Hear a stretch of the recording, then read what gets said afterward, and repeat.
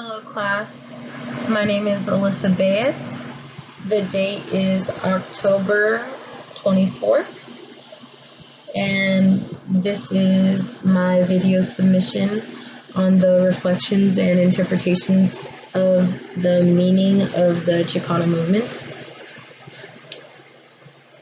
So, the Chicano Civil Rights Movement, also known as El Movimiento, took place throughout the 1940s to about the 1970s, but mainly took place in the 60s of that time.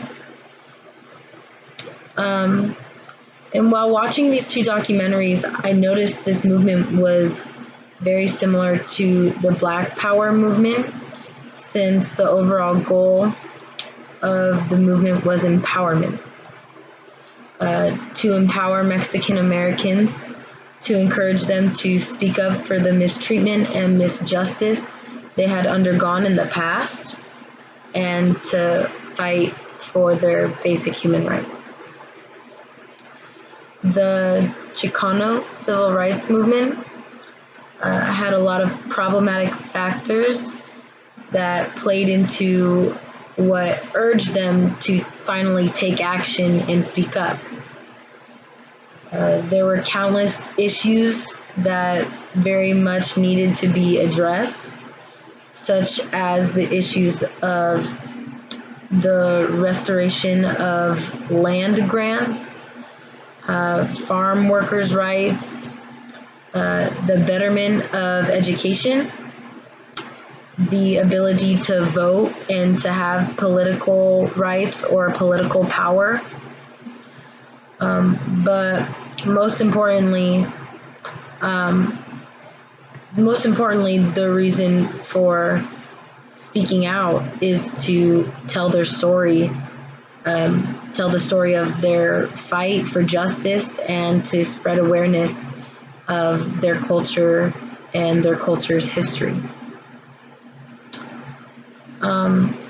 A point that I really wanted to stress from after watching these documentaries was that even though they might have been overlooked, Chicanas played a big role in the Chicano Civil Rights Movement.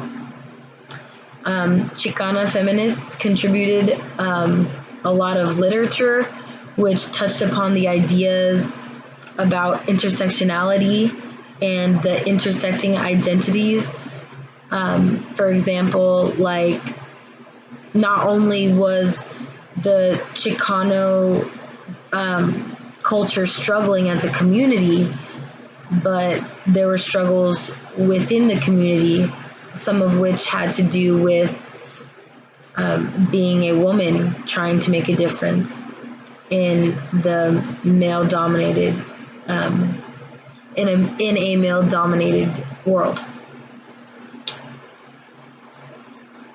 The Chicano Civil Rights Movement was lucky to have such great leadership during this time of need, in this time of strife. With the guidance of activists like Corky Gonzalez, Cesar Chavez, and Dolores Huerta, many others were inspired to follow them in the movement and come together in organization to produce change. Like, for example, the Chicano Civil Rights Group, the United Farm Workers, they worked to receive the rights and proper treatment and proper compensation for all of the intense physical labor these farmers needed to do in the fields.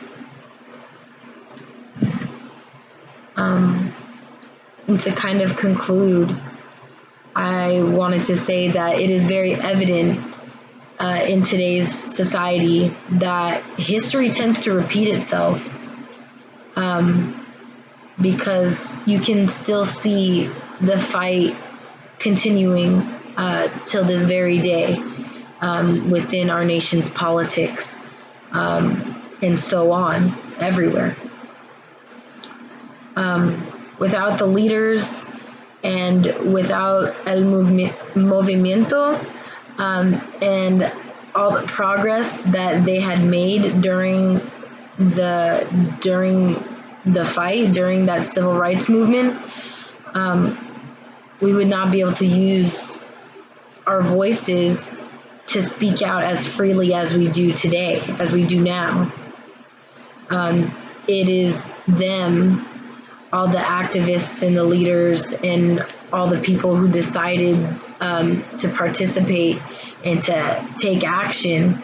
It is them to thank for how far we have progressed and how far we have gotten in this fight.